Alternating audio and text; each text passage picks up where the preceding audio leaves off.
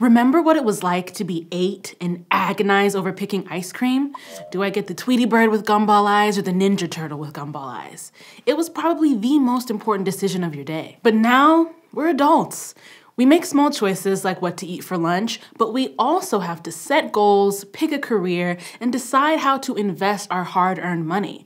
It's not easy. We don't want to make a decision out of fear rather than doing what's best for us. And we don't want to regret a big choice and dwell on the what-ifs either. There are lots of pretty common psychological phenomena that can skew the way we view choices, like the sunk cost fallacy, loss aversion, and anchoring. So today, we're going to take a step back, understand how to really look at the decisions we're making, and learn what not to do when facing a difficult choice. I'm Evelyn from the internets, and this is Crash Course Business Soft Skills.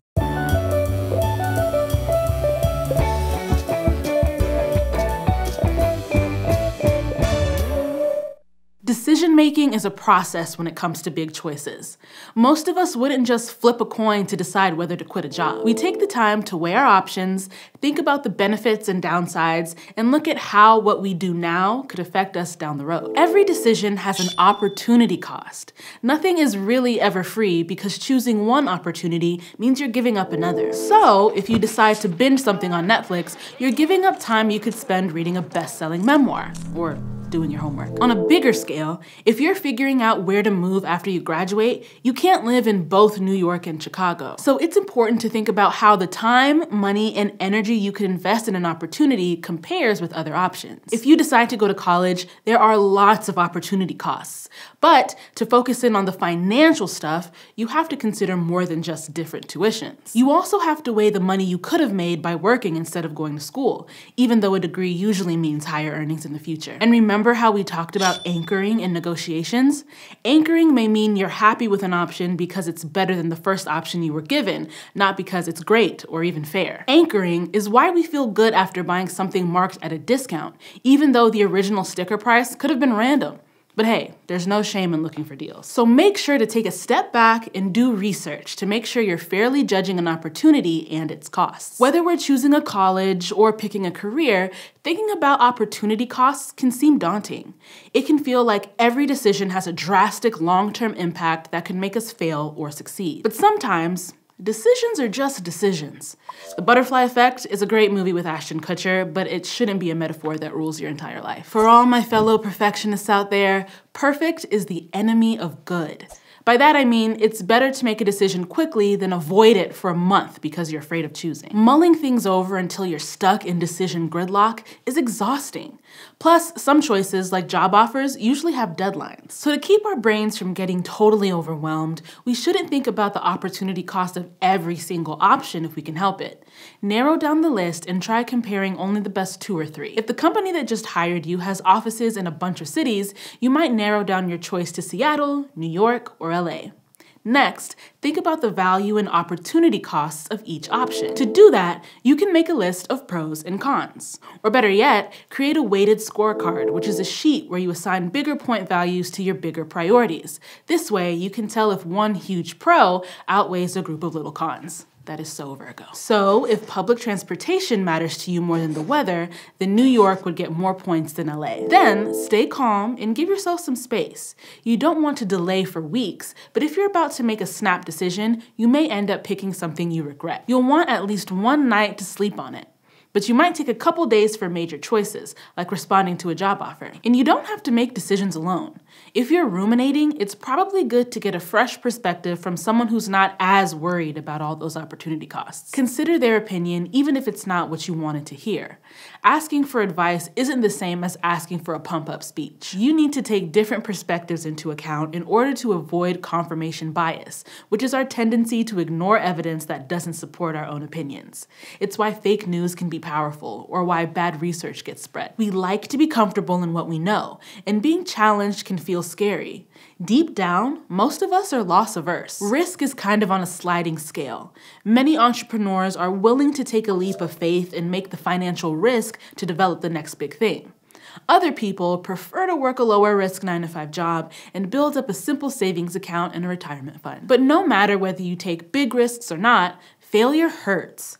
Losses feel bigger than gains, and psychologically speaking, we're more likely to be hurt by failures than appreciate successes. We anxiously remember the interviews that went wrong, but how often do we replay the ones that went right? So if you're making a big decision, like a career change, use an alternative frame of reference.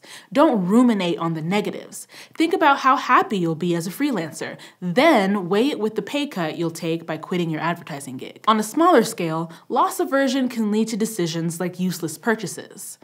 Our brains are weird. Avoiding an extra $5 charge somehow feels better than spending $5 fewer, even though it's the same thing. It's like why you might add $30 of clothing to your online cart to avoid a $7 shipping cost. But loss aversion can also lead to really bad business decisions, like when people do unethical things in order to succeed. One of those unethical things is known as motivated blindness, which is when someone avoids asking important questions or ignores unethical behavior because it benefits them. It might feel safer to be blissfully ignorant, but ignoring a problem only helps perpetuate it. It's important to consider the larger impacts of your decisions. To see what I mean, let's go to the thought bubble.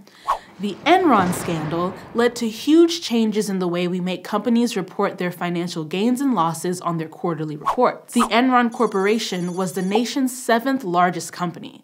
A leader in the energy sector, it was considered highly respected and profitable. But in late 2001, they unexpectedly declared one of the largest bankruptcies of all time.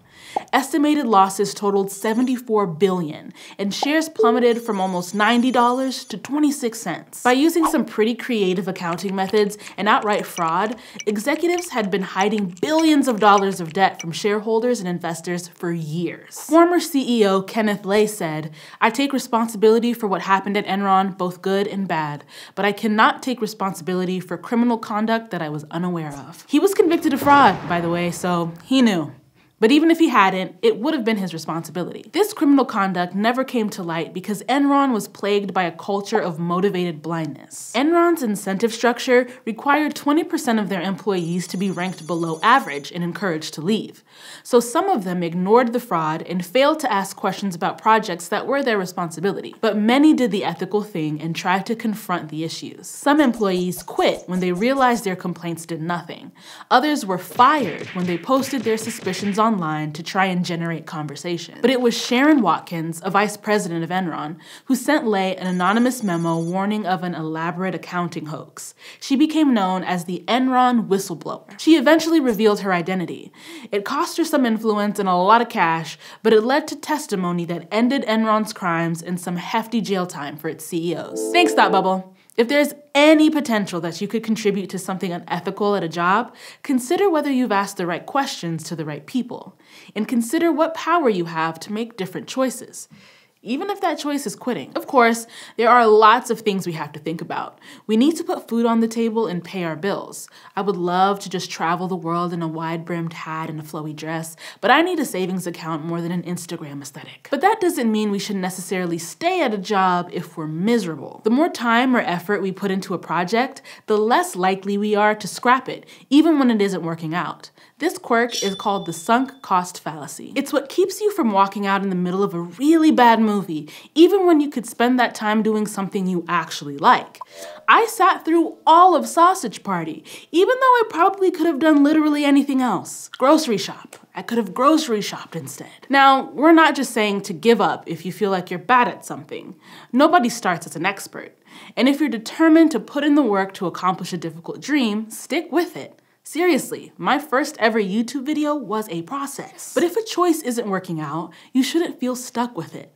Instead of escalating your commitment, think about your opportunity cost and set a cutoff point of time or money to make a different decision. Be careful though, because we're all susceptible to the planning fallacy and underestimate how long things are going to take. Even huge companies do this. It's how the city of Boston managed to spend almost 8 extra years and $14.6 billion on a transportation project that was supposed to cost $2.6 billion. It was called the Big Dig. and it was a mess. It really stinks to realize that you've put time and effort into something that isn't going to work out, whether it's a job or a long-term relationship. But you're always paying an opportunity cost, so don't be afraid to shift directions. It's better to appreciate the good times, look back on what you've learned, and put your time towards something that's going to make you happier. And when it comes to learning from past decisions to make better ones in the future, it's best to think about why we failed or succeeded. Sometimes we can fail even if we did the right thing, and sometimes bad behavior can produce good results. We tend to put a lot of weight on outcomes that are completely arbitrary or that we don't have context for. It's why autobiographies can be inspirational but are bad for specific career advice. Everyone's path is different. Like, you shouldn't start drinking a Dr. Pepper a day because a 101-year-old lady says it's the secret to her success. So try and think about your decisions in terms of the research you did and steps you took to accomplish your goal.